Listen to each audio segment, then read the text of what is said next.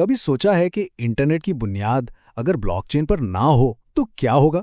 आज हम बात करने वाले हैं हेडेरा की, जो डिस्ट्रीब्यूटेड लेजर टेक्नोलॉजी की दुनिया में आप कह सकते हैं एक इनकलाब बर्पा कर रहा है। तो आइए एक लम्हे के लिए रुक कर सोचते हैं, क्या होगा अगर इंटरनेट का मुस्तकबिल ब्लॉकचेन के अलावा किसी और चीज पर बनाया जाए। यही वो बड़ा सवाल है जिसके गिर्द हेडेरा की पूरी कहानी घूमती है। अच्छा, इस सवाल का जवाब जानने के लिए हमें पहले ब्लॉकचेन की सबसे बड़ी कमजोरी को समझना होगा, वही कमजोरी जिसे हेडेरा हल करने के लिए बनाया गया है। देखिए, पहली नस्ल की जो ब्लॉकचेन टेक्नोलॉजीज थीं वो यकीनन एक बहुत बड़ा कदम थीं, लेकिन उनकी अपनी कुछ खामियां थीं, खासतौर पर उनकी सुस्त रफ्तार और ज़्यादा लागत, जिसकी वजह से ये आलमी सतह पर नहीं अपनाई जा सकीं। और ये फर्क बिल्कुल साफ है। एक तरफ है पुराने ब्लॉकचेन्स जिनकी रफ्तार सिर्फ 5 से 20 ट्रांजैक्शंस फी सेकंड है, और दूसरी तरफ है हमारा ख्वाब, एक तेज, मुस्तहकम और बहुत बड़ी डिसेंट्रलाइज्ड दुनिया का। ये दोनों तो बिल्कुल अलग अलग चीजें हैं। तो यहीं पर हेडेरा एक नए हल के साथ मैदान में आता है। ये सिर्फ एक और ब्लॉकचेन नहीं है, बल्कि इस मसले का एक बिल्कुल नया और जदीद जवाब है। हेडेरा की बुनियाद है हैश ग्राफ पर। यूं समझे कि ये ब्लॉकचेन का एक बहुत तेज, मुनसिफाना और ज्यादा महफूज मुतबादिल है। ये एक बिल्कुल नई किस्म की डिस्ट्रीब्यूटेड लेजर टेक्नोलॉजी यानी डीएलटी है, जो डिजिटल दुनिया में इत्तेमाद को यकीनी बनाने के लिए बनाई गई है। हेडेरा का सफर 2018 में शुरू हुआ था और सिर्फ 1 साल के अंदर इसका मेन नेट लॉन्च हो गया, और आज ये डिसेंट्रलाइज्ड दुनिया का एक बहुत अहम सतून बन चुका है, जो अपनी रफ्तार और पायदारी की वजह से जाना जाता है। तो सवाल ये है कि यह हैश ग्राफ आखिर काम कैसे करता है। इसका राज एक बड़े दिलचस्प नाम वाले प्रोटोकॉल में छुपा है, गॉसिप अबाउट गॉसिप।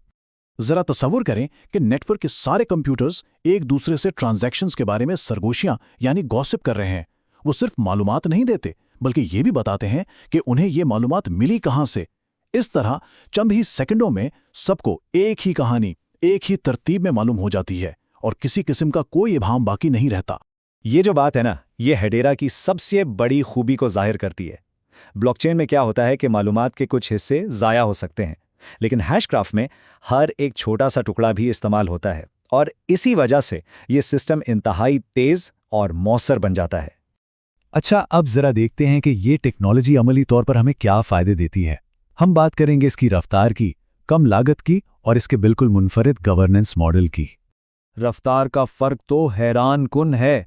जहां पुराने ब्लॉकचेन्स सिर्फ 20 ट्रांजैक्शंस फी सेकंड पर अटक जाते हैं, वहीं हेडेरा 10,000 से भी ज्यादा ट्रांजैक्शंस आराम से हैंडल कर लेता है।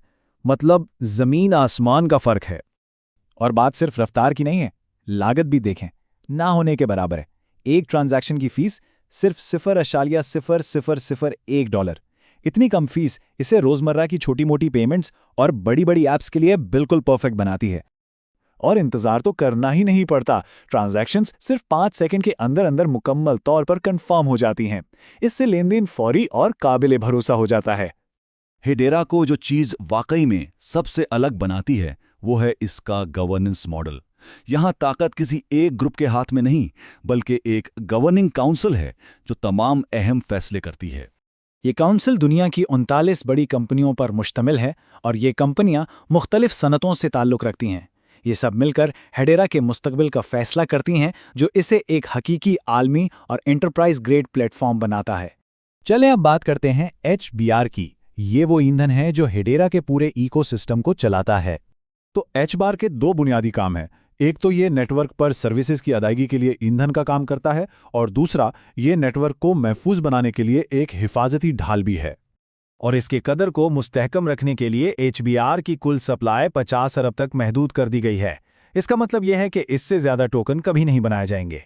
और आखिर में एक सवाल सबके लिए, क्या दुनिया की बड़ी कंपनियों पर मुश्तमिल एक गवर्निंग काउंसिल वो एतमाद पैदा कर सकती है जिसकी डिसेंट्रलाइज्ड टेक्नोलॉजी को मेन स्ट्रीम में आने के लिए सख्त ज़रूरत है? शायद यही हेडेरा का सबसे बड़ा इम्तिहान होगा।